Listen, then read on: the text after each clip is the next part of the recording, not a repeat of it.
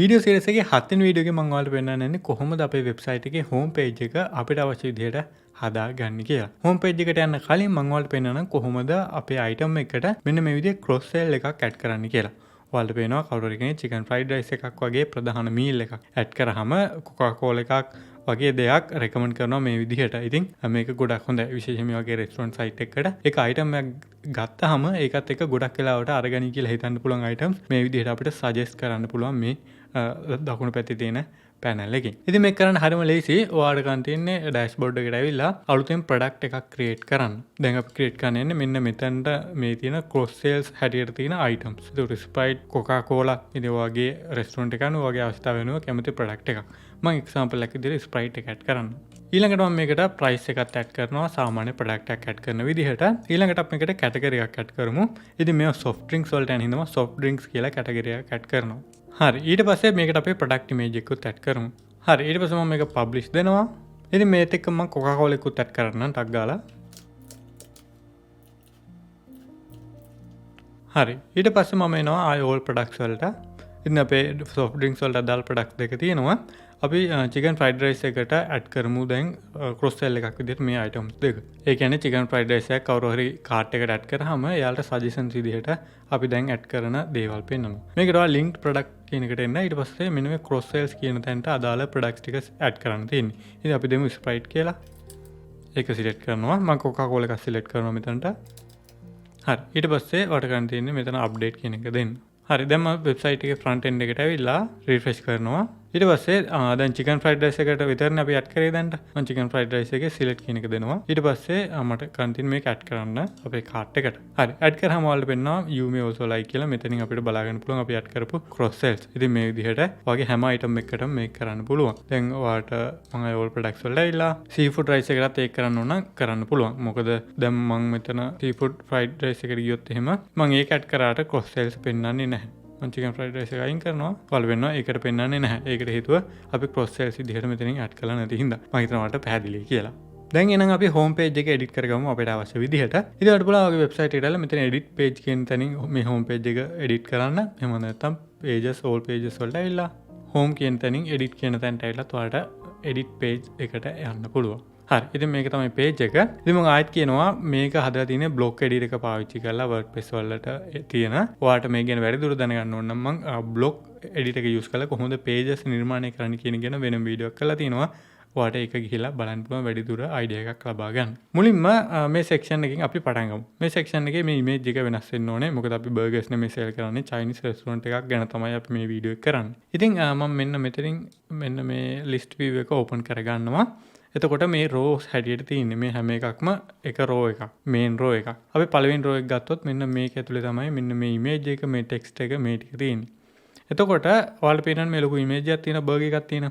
ඒක තියෙන්නේ මෙන්න මේ රෝ ලේඅවුට් කියන සෙක්ෂන් එකේ බෑග්ග්‍රවුන්ඩ් එක විදියට. මම දැන් රෝ ලේඅවුට් කියන එකට ක්ලික් කරලා આવුත් එහෙනම් බෑග්ග්‍රවුන්ඩ් සෙටින්ග්ස් වලට ඔයාලට බලා ගන්න පුළුවන් මේ ඉමේජ් එක. ඉතින් දැන් අපි මේ ඉමේජ් එක වෙනුවට වෙන ඉමේජ් එකක් දෙන්න ඕනේ. එතන edit image කියන එකට ක්ලික් කරලා ඔයාලට දාලා image එක අප්ලෝඩ් කරගන්න. select දෙනවා මම මෙතනින්. හරි. දැන් අපි image එක add වෙලා තියෙන්නේ. ඉතින් මේක තමයි මට එන්න ඕනේ image එක. ඊළඟට අපි text වලට එමු. මේ පළවෙනි section එකේ තියෙනවා. ඔයාලට පේනවා මෙතන තියෙන delivery drive through pickup. ඉතින් අපි හිතමු අපේ restaurant එකේ drive through option එකක් නැහැ. delivery සහ pickup විතරයි තියෙන්නේ. ඉතින් මම ඒක මේ විදිහට delete කරනවා. ඔයාලට තව මෙතන මොකක් හරි add කරන්න ඕන. ඔයාලට කැමති එකක් type කරන්න පුළුවන්. හරිම ලේසි. ඉතින් අපි මේ දෙක විතරක් තියමු. ඒ වගේම ඔයාලට පුළුවන් මේ කලර්ස් වගේ දේවල් වෙනස් කරන්න. දැන් මම මෙතන ක්ලික් කරාම ඔයාලට වෙනවා දකුණු පැත්තේ මෙතන කලර් පැලට් එකක් තියෙනවා. මෙතනින් ඔයාලට කැමති ඉමේජස් හෝ කලර් එකක් දෙන්න පුළුවන්. නමුත් හොඳම දේ තමයි මෙතනින් එකිනෙකට කලර්ස් දෙන්නේ නැතුව දැන් ඔයගේ රෙස්ටොරන්ට් එකේ තියෙන්නේ කහ පාට රතු පාට නොවෙන්න පුළුවන්. එතකොට ඔයා කරන්න ඕනේ කස්ටමයිස් එකට එන්න. ඊට පස්සේ colors and fonts කියන එකට එන්න. ඊට පස්සේ colors කියන එකට එන්න. ඊට පස්සේ මෙතනින් ඔයා වෙනස් කරන්න ඔයාගේ වෙබ්සයිට් එකේ ප්‍රධාන colors. දැන් රතු පාට තමයි මේ වෙබ්සයිට් එකේ accent color එක. ගොඩක් තැන්වල දැක් ගන්න පුළුවන්. ඒ ඔයාගේ රෙස්ටොරන්ට් එකේ වෙන color එකක් නම් ඒවා ඒක මෙතනින් වෙනස් කරන්න. උදාහරණයක් අපි නිකන් කොළ එකක් තියුත් ඔයාලට වෙනවා. ඒක ඔයා යූස් කරලා තියෙන හැම තැනකම ඒක වෙනස් වෙනවා. නමුත් මම මෙතනදී ටිප් එකට ආයෙ මේක වෙනස් කරනවා. ඉතින් හරිම ලේසියෙන් කලර්ස් වෙනස් කරගන්න පුළුවන්. ඉතින් ඔයාලට පුළුවන් පැලට් කිහිපයක් වුණත් තියාගන්න. ඔයාලට හිතෙනවා නම් එක එක දවසට ඔයාලට පැලට් එක වෙනස් කරන්න කියලා මෙතන පැලට් තුනකට ඔප්ෂන්ස් උත් ඔයාලට බලා ගන්න පුළුවන්. ඒ වගේම තමයි ෆොන්ට්ස් මෙතන ටයිපෝග්‍රැෆි කියන එකට ඇවිල්ලා වාට පුළුවන් කැමති ෆොන්ට් එකකට ඕන නම් වෙනස් කරගන්න. දැන් මම මෙතන එක තැනක වෙනස් කරොත් මේ තියෙන්නේ බේස් ෆොන්ට්ස්, ඒ කියන්නේ පොඩි ටෙක්ස්ට් ගොඩක් වෙලාවට පැරග්‍රාෆ් වලට වගේ තියෙන ඒවා. ඒ වගේම හෙඩින් ෆොන්ට් එක තමයි මෙන්න මේ ෆොන්ට් එක. මේක මම වෙනස් කරොත් වෙන එකකට වාට පේනවා හැමතැනම වෙනස් වෙනවා. ඉතින් වාට තේරෙනවනේ. හරිම ලේසියෙන් වාට කැමති විදිහට වෙනස් කරගන්න පුළුවන් වගේ ෆොන්ට්ස්. මම මතක නැහැ මේකේ තිබ්බ ෆොන්ට් එක මොකක්ද කියලා. අපි නිකන් මේ විදිහට මොකක් හරි ෆොන්ට් එකක් දෙමු. හරි. මෙතන පොඩි ඉෂුව එකක් තියෙනවා. අපි ඒක ටක් ගාලා ෆික්ස් කරගමු. හරි. එතකොට මට මේ සෙක්ෂන් එකේ මේ විදිහට හරි මම ඔයාලට පොඩි එක්සැම්පල් එකක් තමයි පෙන්නන්නේ මෙන්න මේ විදිහටයි කරන්න කියලා. පස්සේ ඔයාලට පුළුවන් ඔයා සයිට් එක හදද්දී ඔයාගේ රෙස්ටොරන්ට් එක අනුව කැමති සෙක්ෂන් වලට ඇඩ් කරන්න තියෙනවා අයින් කරන්න. ඉතින් මේ සෙක්ෂන් එක මට ඕනේ නැහැ. ඒක මම මේක ඩිලීට් කරනවා මෙන්න මේ විදිහට. ඊළඟ සෙක්ෂන් එක මේකට අපි ඇඩ් කරමු සෙක්ෂන් එකක්. නමුත් මට මේකට කලින් ඒ කියන්නේ අපේ මෙන්න මේ ප්‍රධාන සෙක්ෂන් එකට පස්සේ මට ඕනේ අපේ තියෙන කෑම වර්ග ඩිස්ප්ලේ කරන්න. ඔයාලට මතකනේ අපි කලින් මෙන්න මේ සෙක්ෂන් එක ඇඩ් කරා. එතකොට මට මේක ඕනේ අපේ පළවෙනි සෙක්ෂන් එකට පස්සේ. ඉතින් දැන් අපි මේක උඩට ගමු. හරිම ලේසි. මෙන්න මේකනේ අපේ මේන් රෝ එක. ඊට පස්සේ වට ගන්න තියෙන මෙන්න මේක මේ විදිහට අපිට අදාළ තැනට ගිහිල්ලා දාන එක. දැන් අපි බැලුවොත් එහෙම ඔයාලට පේනවා අපේ මේන් සෙක්ෂන් එක. මේන් සෙක්ෂන් එකට පහලින් නෑ මෙන්න එතනට යන්න ඕනේ. හරි මේන් සෙක්ෂන් එකට පහලින් අපේ මෙනු එක බලා ගන්න පුළුවන්. ඊට පස්සේ මෙනු එකට පහලින් මෙන්න මේ සෙක්ෂන් එක තියෙනවා. ඉතින් මේකටත් ඔයාලට කැමති විදිහට මේක කරගන්න පුළුවන්. මම එක්සැම්පල් එකක් විදිහට ඔයාලට මේක කරන්න හැටි පෙන්නන්න. මේකේ මෙන්න මේ ඉමේජ් එකක් තමයි බෑග්ග්‍රවුන්ඩ් එකේ තියෙන්නේ. මෙන්න මේ රෝ ලේඅවුට් එකට මම ඒක උඩ ක්ලික් කරලා බෑග්ග්‍රවුන්ඩ් සෙටින්ග්ස් වලට එනවා. එතකොට පුළුවන් අපිට ඒකටත් ඉමේජ් එකක් අප්ලෝඩ් කරගන්න. එඩිට් ඉමේජ් ඊට පස්සේ අදාළ ඉමේජ් එක අප්ලෝඩ් කරන්න. හරි මම අනිත් දෙක ඉමේජස් දෙකත් එකපාරම අප්ලෝඩ් කරගත්තා. ඉතින් මේ සෙක්ෂන් එකට මට ඕනේ මෙන්න මේ ඉමේජ් එක.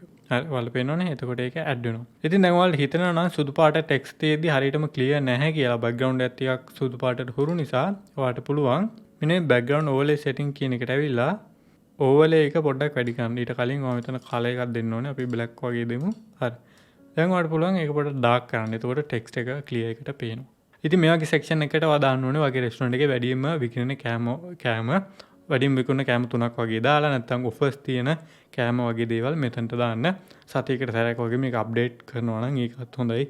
අලුතෙන් ඔෆර්ස් තියෙන කෑම වර්ග, අලුතෙන් ඔයා ඇඩ් කරන කෑම වර්ග වගේ දාලා ප්‍රයිස් එකත් එක්කම. ඉතින් මම ඒවා වෙනස් කරන්නේ නැහැ. ඔයා දන්නවා හරිම ලේසි. දැන් ප්‍රයිස් එක වෙනස් කරන්න ඕන නම් හරිම ලේසි මේ විදිහට ටක් ගාලා කරගන්න පුළුවන්. අපි ඊට පස්සේ දෙවෙනි ඉමේජ් එකට යමු. මෙන්න මේක. මම මේක උඩ ක්ලික් කරලා එනවා බෑග්ග්‍රවුන්ඩ් සෙටින්ග්ස් වලට.